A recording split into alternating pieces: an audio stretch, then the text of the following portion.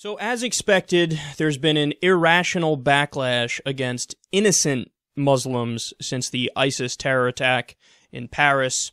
Let me give you a few examples of that. On Monday, vandals targeted a mosque in Texas. They threw human shit at it. They also ripped up the Quran. But believe it or not, that's, in my opinion, that's... Get over it if you don't like that. Free country, that is an expression of free speech. You should be able to rip up the Bible, rip up the Quran, piss on the American flag, whatever you want to do, that's free speech. But throwing human feces at the mosque, well, then you're actually doing property damage. And this, again, was in direct response to the Paris terror attacks.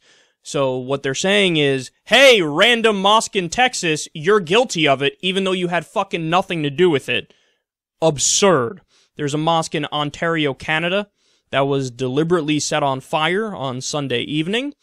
In Florida, several mosques received threats. Now, the FBI thankfully said they looked into it and they weren't legitimate. But nonetheless, there were calls and some direct threats of violence. In Toronto, a sign was placed near a Muslim neighborhood asking if they're sorry for the attacks. Now, let me pause on that one for a second. You know, a lot of Muslims have come out after this attack and condemned it. Many groups, many individuals, there are multiple hashtags on Twitter about, Muslims denouncing this attack. But if you really think about it, the implication there is troublesome. The default assumption is, well, we think you agree with it unless you say otherwise. Why would that be the default assumption? I mean, for example, my mother's a Catholic. When the Catholic Church was diddling and boinking little boys, and it was an epidemic, are we just supposed to assume that she's guilty of it, or she knew about it, or she gave it her stamp of approval when that happened? No, that'd be ridiculous, right? So I don't know why it's not ridiculous also for Muslims. Now, don't get me wrong. As I've said time and time again, and I'll continue to say, and I'll continue to do, I'm going to argue against the text of the Quran and the Hadith, because I think it's irrational, I think it's untrue, and that's not bigotry, that's not, something where you need to point your finger at me and say I'm doing something wrong. No, I'm just pointing out factual inaccuracies. That's something that's totally different. But this idea that, hey, I need every Muslim in the world to come out and say I'm not with the terrorists is ridiculous, because again, it assumes that they do agree with it unless they say otherwise. Which means in your mind, you actually are generalizing about the Muslim community, and you're saying, well, I mean, I guess they do agree with it unless they say otherwise. So I don't get why they have to do that, and that, is a good example of it right here. Putting a sign by a Muslim neighborhood. Are you sorry for this? Why? They had absolutely nothing to do with it. All right, next one. A Fox contributor called for spying on all mosques in America. Stay classy, because that'll work. And to be clear, they were doing this in New York City for a while. They never got any intelligence out of it. Whereas there was an example of, I think it was a train that was going to be attacked in Canada, and people in the Muslim community in Canada went to law enforcement and said, we think that this guy's about to do something crazy. We think this guy is radical. Now, why did that happen? Because they actually had a good relationship with Muslims and with various mosques.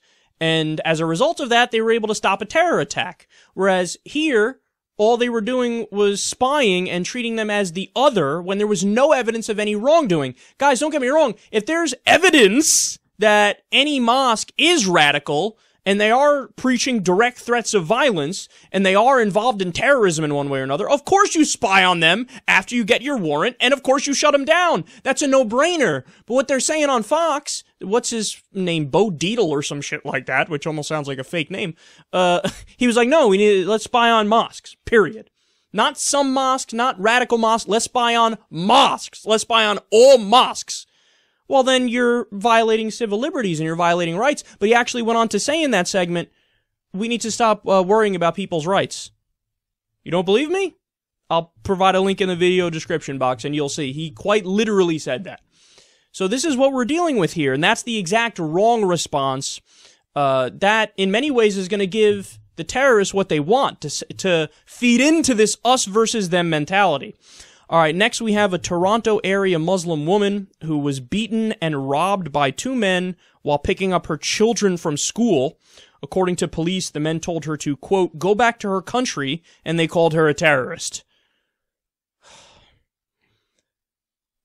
She had nothing to do with the attacks! Nothing to do with the attacks!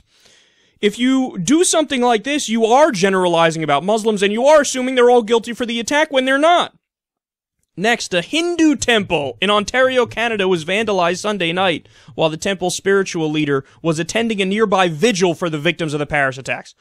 Look at that irony, and look at the multiple layers of stupidity. The guy is actually at a vigil for the Paris attacks, and you're attacking his place as if he's responsible for the Paris attacks, or as if he agrees with them or something. And it's not even a mosque! It's a Hindu temple! We see this all the time. In the US, they'll attack Sikhs as if they're Muslim. They're not Muslim. By the way, if they were Muslim, you still shouldn't do it because they're still innocent people you're attacking. But look at how many layers deep the stupidity goes. I don't know, they're brownish. I don't know, it's a different religion, so attack it. No, you're the problem here. You're the bigot. You're the bad guy. An Oklahoma man called 911 and said that he'd shoot, quote, anything that looks Muslim. Now, the cop showed up here and ended up shooting him. I don't think he died. None of the articles said that, at least none of the ones that I saw. And there's also questions about that guy's mental health, like he might actually have a history of being crazy. If that's the case, perhaps the cop should have, you know, taken more precaution and been more careful and not immediately shot. But the guy literally said he's going to shoot, quote, anything that looks Muslim. They have the 911 phone call on that. Then there's a Muslim family in Orlando, Florida that had their home targeted with gunfire. And then there's an Ethiopian Christian Uber driver who was beaten up by a passenger because he was confused to be a Muslim.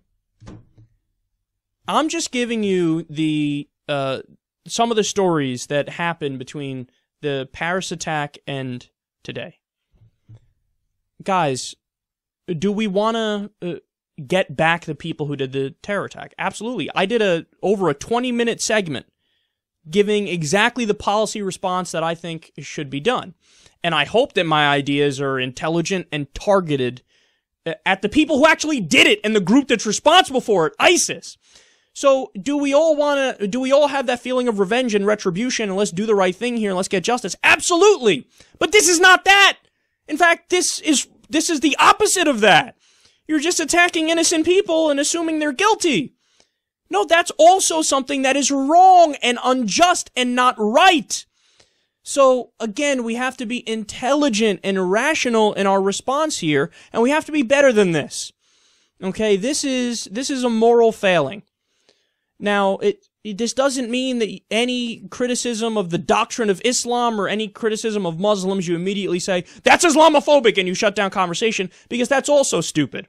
But should we call out anti-Muslim bigotry when there is real anti-Muslim bigotry? Yes. Is this an example of it? Or multiple examples of it? Absolutely. And anybody who says otherwise is a fucking idiot. So, again, let's get the people who did it. Let's go after ISIS, but to lump in innocent people as if they're guilty, well, they're not the problem. You become part of the problem.